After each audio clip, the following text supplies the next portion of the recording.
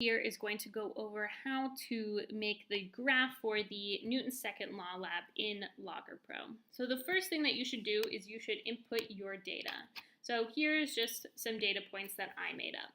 Notice that on the x-axis I put the acceleration values, and for this y section here I put the force values. The first thing that we want to do is then label these different axes. So how we do that is we go into the data set and then we're going to double click. So on the x-axis we put the acceleration, so I'm going to type in acceleration for name. The variable for acceleration is a lowercase a and the units are meters per second squared. Alrighty, and notice how then acceleration then comes up on the x-axis. So we now have a label there. That's good. Now let's look at the y-axis. So we know that force is on the y-axis, a capital F is the variable for force, and the newtons is the unit. Perfect, so now we have force labeled. All good things. Next, we want to make sure that the graph covers the entire, or the data points cover the entire graph. So as you can see here, my last point is here, and really we want it to be all the way over here. So what we do is we look at the data for that last point.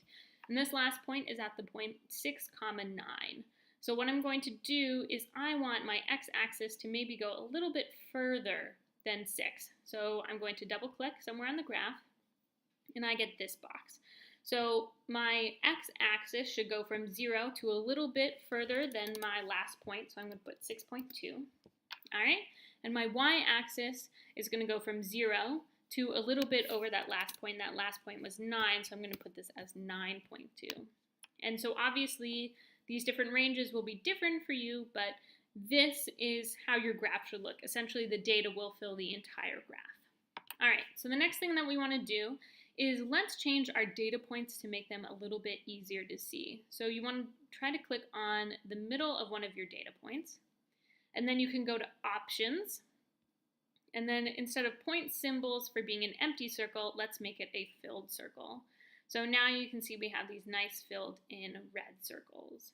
All right, this graph is missing a title, so let's put in a title. If you double click somewhere on the graph and then go to graph options, you have this area that you can type in a title, and usually our title is whatever's on the y-axis versus whatever on the x-axis. So our y-axis is force versus our x-axis, which is acceleration. Perfect. Now our graph has a title. The last thing that I asked you guys to do is a linear fit. So if you go up here and you click on the linear fit button, it fits a line to your entire data. And as we talked about in class, we know that the slope is going to equal the mass of the object that we were analyzing. So here, the slope should equal the mass of the cart. So my data suggests that my cart weighed 1.5 kilograms, okay, which is probably a lot more than your data, which is totally fine.